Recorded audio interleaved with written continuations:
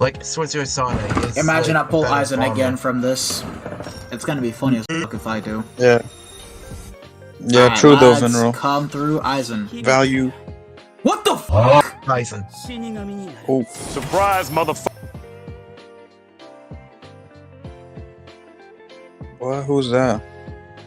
Is that Gin? Oh. Oh. What is happening? Okay. Okay. That's a good pull. Highlight. What the f? How? What just happened? What? How? What the f? My word. How? That's crazy. Yes, sir, that face has to be an emoji now. That face has to be the emoji now.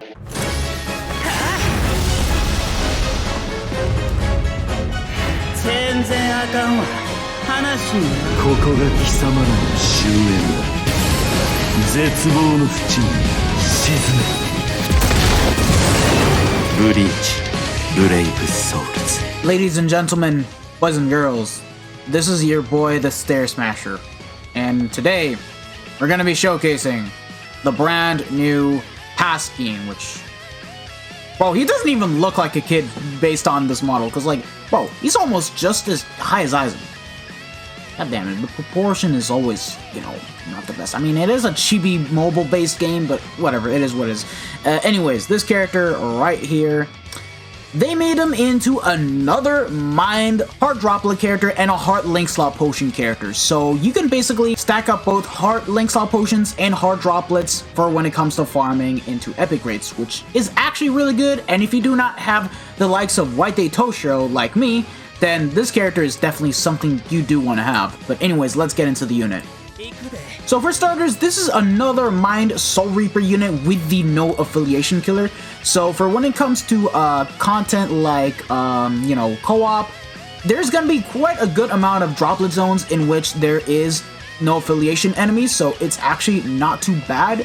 However, I can't really say the exact same thing for IZs, but honestly speaking, you're not even going to farm for IZ unless ×2 IZ is on. So realistically speaking, if you want to farm pots, you want to do that in epic grades, which is basically what this character was designed for. Now, -1 of 5, level 10 SP, and the soul trait he does have is Heart Droplet drop of 30%. So if you guys don't want to use this character, you guys can very well link this unit to the likes of either Gideko or the likes of White Day Toshiro, whom are both droplet characters that have 30%, and get an overall total of 60%, which is basically going to be making the farm on Droplet Zone a bit more efficient should you guys plan to do so.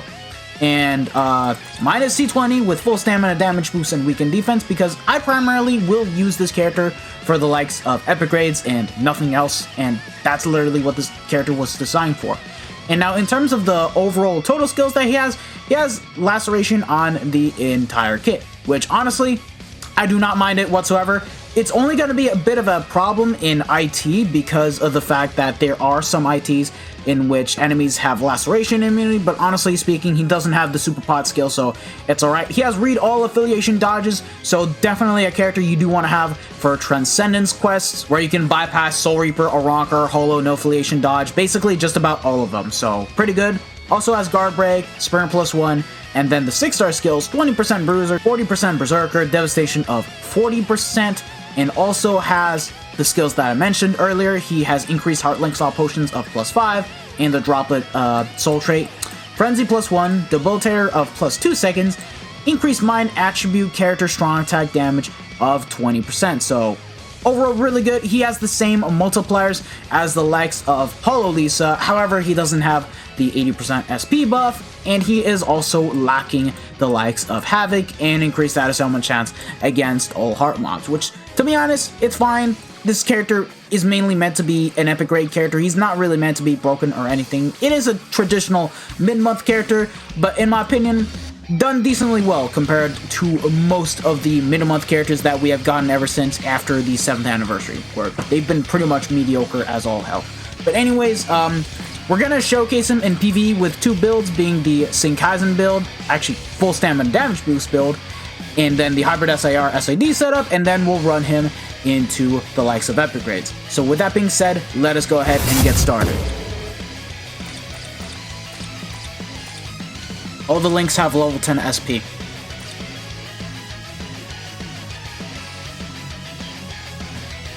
The total SP that he has with this build is also a good 4,759. And with us, we're also going to be taking that Ichigo because this guy can boost on the second strong attack, so we'll be able to get a bit more DPS factored in with him. So that's all you guys really need to know. It's time to go ahead and begin the quest. Okay, now before getting into the run, I figure it's time to talk about the kit, because the kit, it's not too bad, but at the same time, it's not all that broken either, because taking a look at what he has, keep in mind, this guy does not have any Havoc. He has the same standard 475 radius lunge on his SA1. In my opinion, it is a bit outdated because it lacks a lot of range, and normally we have a lot of other units like 1000 Year Blow or Chad that has a much higher radius of a lunge. Like, he has around 625, and to see that we're still getting characters like this in terms of lunge, it's not the best, man. It's not the best. SA2, on the other hand, it's gonna be the Suction Vortex on his SA2. It's basically the same one as the new Speed Eisen that I recently showcased, that is basically as an SA2 now instead of an SA1. And then the third is Full Screen. Oh wait, no, never mind. It's the 975 in front. So yeah, unfortunately, the kit isn't exactly top-notch, which it's a bit unfortunate because for the likes of harder content, for sure, in IT, you're gonna need Killer for starters. That's the first thing you need. And then in terms of overall strength, you need to at least have the character 2 out of 5. Now, he may have a really high Berserker, but even then, keep in mind, he doesn't have anything crazy like Frenzy plus 2, 80% SP, or even the Disabler against all mobs. Like, he's nothing too crazy, so you're definitely gonna need to have a bit more dupes invested into him. And secondly, he just lacks a lot of range. So, in terms of hard content, he's usable, but not the best. Oh, right. Forgot to mention the damage numbers. 18k on the SA1. Around a good 20 to 18k? I didn't even see that correctly. Hold on. Okay, never mind. It was 12, 18k, something like that. And then the SA3, a good 26k. So, other than that, the damage he does, it's not too bad. It's pretty much what you would expect from a unit like this. 18k. Okay, not too bad. 19k. How much damage can we do with the SA3 though? 26k. Alright. So yeah. Now with this character, you can actually get away with also giving him the likes of... Oh wow, Jesus Christ. You can get away with giving him the likes of damage to lacerated enemies of plus 14% and be able to do a lot more damage once you inflict the laceration. But honestly, for me, I think I'd rather chill and try to go with the likes of weakened defense and full stamina damage boost, just so that way I get a bit more consistent damage numbers, because unfortunately, even though the damage is a bit higher, I don't know, man. You don't have such a high chance of inflicting status summons to begin with, even if you have the Suction Vortex on the SA2. So there's that. But other than that, not too bad. Like, it's to be expected from something of this caliber. So, yeah. Now let's move on to the hybrid SAR SAD setup.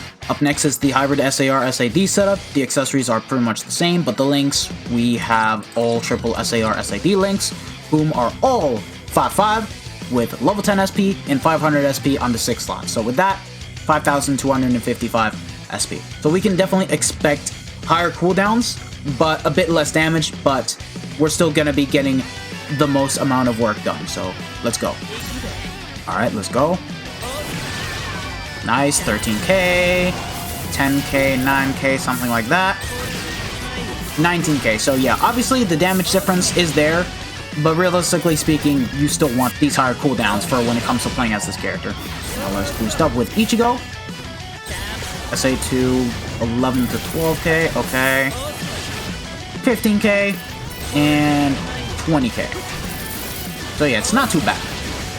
It's definitely not too bad because at the very least, this guy was given very high multipliers, and to be honest, I prefer that this guy has at the very least somewhere around 60% Berserker, because I know White Day Toshiro, as valuable as he is for epic raids, where he has both the hard link style potion skill and the hard droplet skill, this guy has both and can actually hit a lot harder than Toshiro, making this character, in my opinion, a lot stronger than Toshiro, minus the soul bomb since he doesn't have the debuff.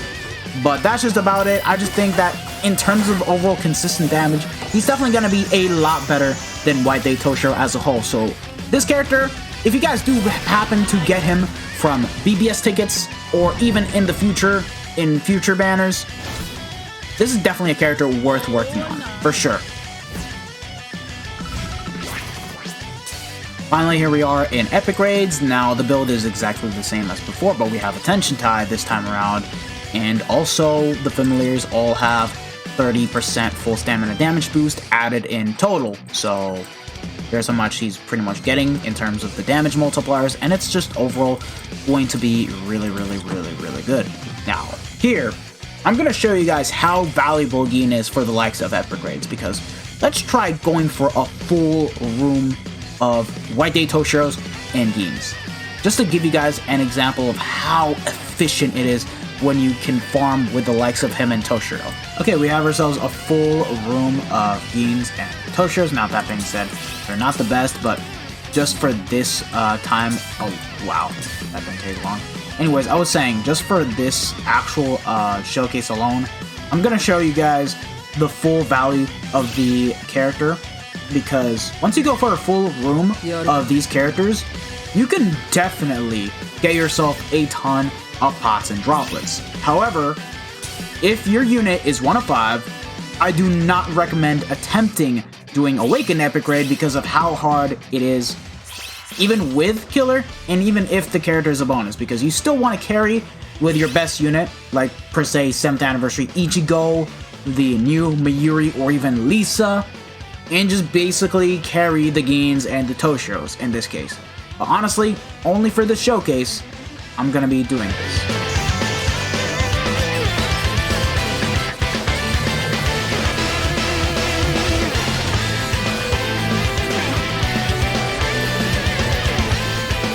Really, I had to be the first to die here. That is so dumb.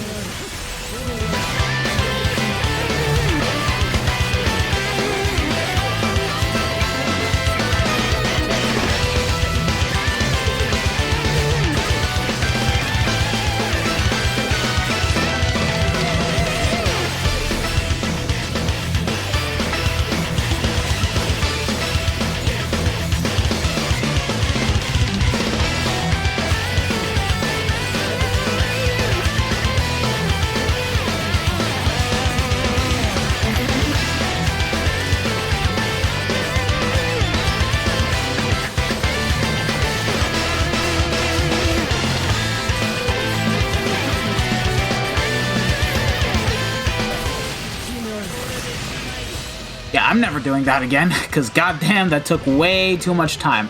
Anyways, the results, here's how many droplets and potions you're gonna be getting out of a full team of Gins and Toshiros.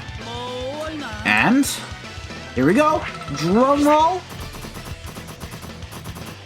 On average, 70 droplets per ticket and 50 potions per ticket. So, if we go ahead and do the math, right? If you do a ×5, you're looking at around, on average, a total of 250 link slot potions, if not less, and on average, 350 droplets. Now, if you have the Bonanza Pass like me, those ×5 runs are gonna count as ×6 runs, so instead, you're gonna be getting around 400 droplets, and of course, 300 potions on average every time you do a ticket run. So yes, even though this character is not super strong, he is super valuable. So this is definitely a character you do not want to sleep on, especially if you get more dupes of him down the line. If you guys happen to get this character 5/5, max run send him, no questions asked. So yeah, that is Gin. He's not too bad as an actual mid-month character, and honestly, I can pretty much appreciate what they did with this character. He's not stupidly strong, but he's just a fairly decent character to pretty much play as. And Gene Simps are overall going to be able to enjoy this character and, you know, get some good fun out of him. So, yeah. Anyways, thank you guys for watching this video. If you guys have actually enjoyed it, don't forget to smash that like button, share this video with your friends and family, subscribe to the channel if you guys haven't already, and hit the bell notification so that way you guys are up to date with my most recent videos.